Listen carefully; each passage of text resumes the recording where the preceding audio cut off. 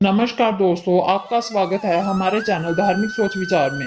आज हम इस वीडियो के माध्यम से निधि वन के 16 रहस्यों के बारे में बात करेंगे। तो आइए जानते हैं इन रहस्यों के बारे में। नंबर 1, वृंदावन का निधि वन। वृंदा मतलब तुलसी, वन मतलब जंगल। इसी तुलसी के वन को हम निधि वन के नाम से जानते हैं। निधि वन यहाँ आज भी लोग यह मानते हैं कि श्री कृष्ण और राधा जी यहाँ पर रात को रासलीला करने आते हैं, और जो भी मनुष्य इनकी रासलीला देख ले वो जिंदा नहीं बचते। और इसी वजह से निधि वन की शाम की 7 बजे की आरती के बाद इस जंगल में कोई भी नहीं रहता, और ना ही इंसान ना ही जीव जानवर। नंबर 2, वृंदावन तुलसी के पेड़ों का वन है, जो कि माना जाता है कि आज से तकरीबन 6500 साल पहले 10 किलोमीटर के डायमीटर में फैला हुआ था, और उसी जगह को लोग बोलते थे वृंदावन। भगवान श्री कृष्ण का जन्म हुआ था मथुरा में, और गोकुल में उनका पालन पोषण हुआ था। वृंदावन यह वो जगह है जहाँ पर उन्होंने लीलाएं की थी। उन्हीं लीलाओं में से एक लीला ये है कि जब भगवान श्री कृष्ण ने 16,801 रूप लेकर तुलसी वन में यानी निधि वन में रास रचाया था, और गोपियों की कामनाएं और इच्छाएं पूर्ण की थी।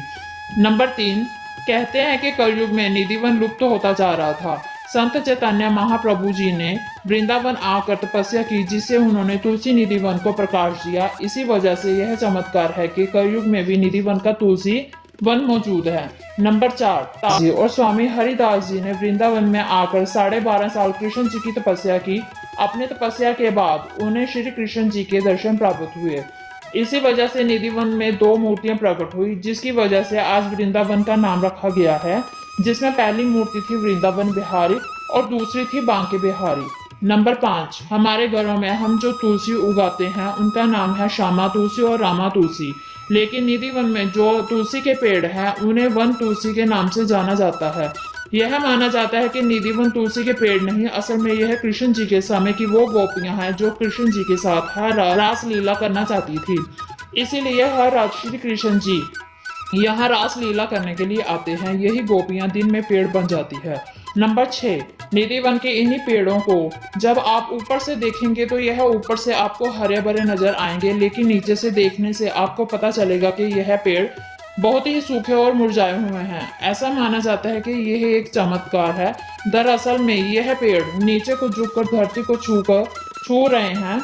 यह पेड़ इस बात का संकेत देते हैं कि श्री कृष्ण को प्रणाम कर रहे हैं। नंबर 7, माना जाता है कि एक बार आधी रात को राधा जी की सहेलियों को प्यास लगी। यह जमुना नदी में पानी पीने चल गई। तब राधा जी ने उन्हें रोककर कहा कि रात को किसी नदी को जगाया नहीं जाता। इसी वजह से कृष्ण जी ने जमीन से पानी निकाला और राधा जी की सहेलियों की प्यास बुझाई। उसी जगह को हम निधि वन में ललिता कुंड के नाम से जानते हैं। नंबर 8, स्वामी हरिदास जी की तपस्या से जो 2 मूर्तियां निधि वन में प्रकट हुई उनका नाम था वृंदावन बिहारी और कुंज बिहारी। वृंदावन बिहारी थी विष्णु जी के बड़े भाई बलराम जी, जिनके दर्शन आप आज भी निधि वन में कर सकते हैं। और जो दूसरी मूर्ति थी कुंज बिहारी, वह निधि वन से 2 किलोमीटर दूर स्थापित कर दी गई, जिसे हम आज बांके बिहारी के नाम से जानते हैं।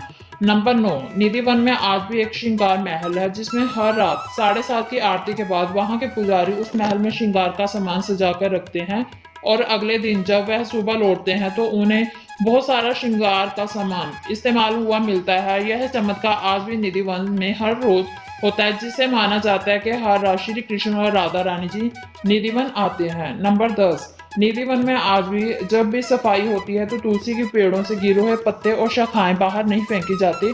निधि वन के सफाई कर्मचारी उन सारे पत्तों और शाखाओं को एक जगह इकट्ठा कर देते हैं। यहाँ के पुजारी वह सारी शाखाएं बलराम जी के मंदिर में चढ़ा देते हैं, जो कि भक्तजनों को प्रसाद के रूप में दिया जाता है। उन शाखाओं को भक्तजन अपने घर ले जाते हैं, अपने घर के मंदिरों में चढ़ा देते हैं।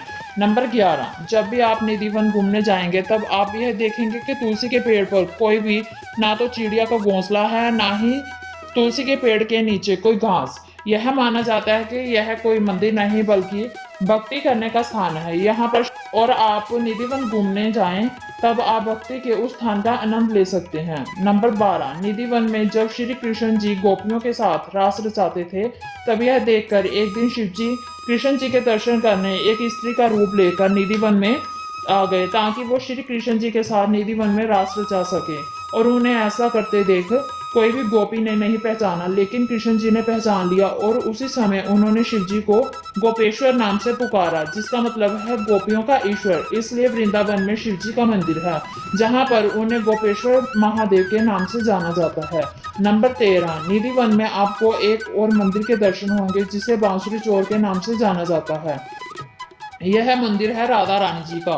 माना जाता है कि कृष्ण जी हमेशा माखन चुरा कर खाया करते थे और एक दिन राधा जी नाराज होगी और उन्होंने कृष्ण जी को सबक सिखाने के लिए उनकी बांसुरी चुरा ली। इसी वजह से निधिवन में बांसुरी चोर का यह मंदिर स्थापित हुआ, जिसमें आप राधे राधे कृष्ण जी की तरह बांसुरी बजाते हुए देख सकते हैं।